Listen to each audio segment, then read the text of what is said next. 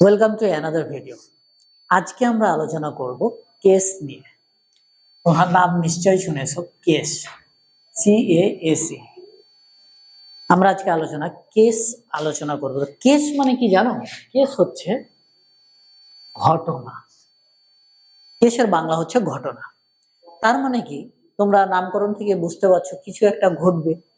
আসলে মূল জিনিস হচ্ছে যেমন I wash my cloth, I wash my cloth. দেখো, এই সেন্টেন্সটা আসলে কি ঘটেছে, যা ঘটেছে তাই কিন্তু কেস। এখন আমি আলোচনা করব আসলে কি ঘটেছে। দেখো, আই মানে কি? আমি। আই মানে হচ্ছে আমি। আমি কি করেছি এখানে? কর্তা। তার মানে এখানে আমরা সাবজেক্ট। তো সাবজেক্টের কাজ কি? কিছু একটা করা। কি করেছে এখানে? ওয়াশ করেছে। তার মানে ওয়াশের কাজটা কে করেছে? আই করেছে।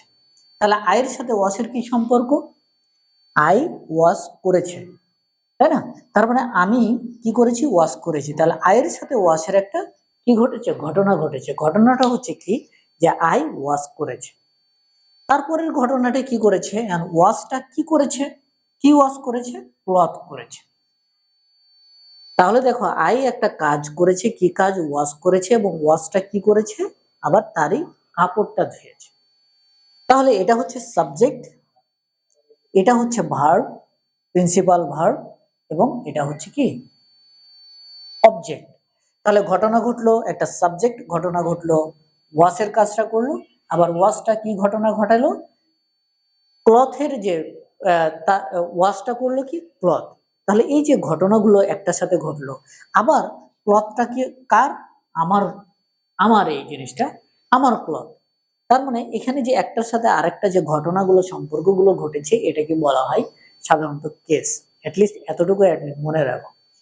তাহলে দেখো, এখানে সাবজেক্ট হয়ে একটা ঘটনা ঘটেছে, তাহলে এটার একটা নাম আছে। এটাকে বলা হয় এটাকে বলা হয় নমিনেটিভ কেস। Nominative case. তাহলে সাবজেক্ট হয়ে যে ঘটনাটা ঘটাবে সেটা হচ্ছে নমিনেটিভ কেস। এবং এটা দেখো প্রিন্সিপাল ভার্ব, আর এটা হচ্ছে কি? অবজেক্ট। দ্যাটস ওয়াই এটাকে আমরা বলবো অবজেক্টিভ। এটা একটা অবজেক্টের অংশ, তার মানে এটা হচ্ছে অবজেক্টিভ কেস। ঘটনাটা কি ঘটলো? একটা সাবজেক্টিভ ঘটনা ঘটেছে, আবার এই অংশটা হচ্ছে অবজেক্টের একটা ঘটনা ঘটেছে। তাহলে আমরা জেনে গেলাম যে কেস এখানে আমরা দুই ধরনের পেলাম, একটা হচ্ছে নমিনেটিভ কেস, আর একটা হচ্ছে অবজেক্টিভ কেস। এখন দেখো আর কি কি ঘটনাগুলো ঘটে। যেমন ধরো, আমি আর দুটা এক্সাম্পল দেই। পজিটিভ কেস একটা ঘটনা ঘটে। কি ধরনের ঘটনা ঘটে? যেমন রহিম's father has retired. রহিম's father has retired. এখানে দেখো, এটা একটা কি? পজিটিভ। সো এটা একটা ঘটনা ঘটেছে, দ্যাটস ওয়াই এটা একটা positive case.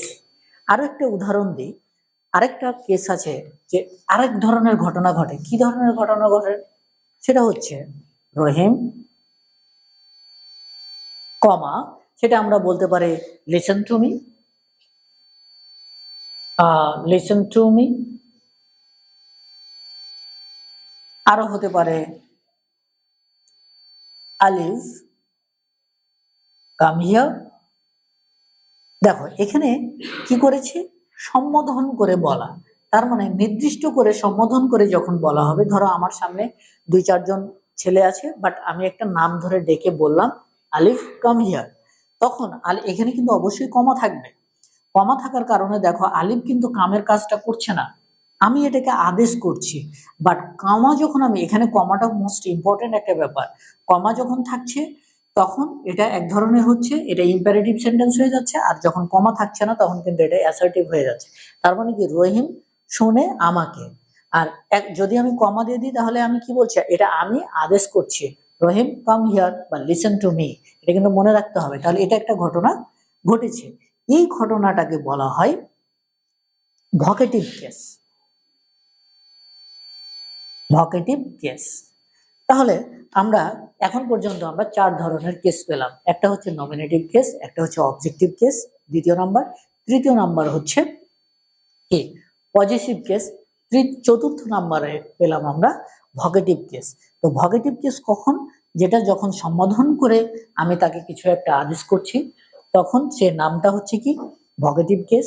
Positive case, positive এর আগে আমি ক্লাস নিয়েছি, তো ওইটা একটা ঘটনা ঘটে, তো ওটাকে বলা হয় পজিটিভ কেস।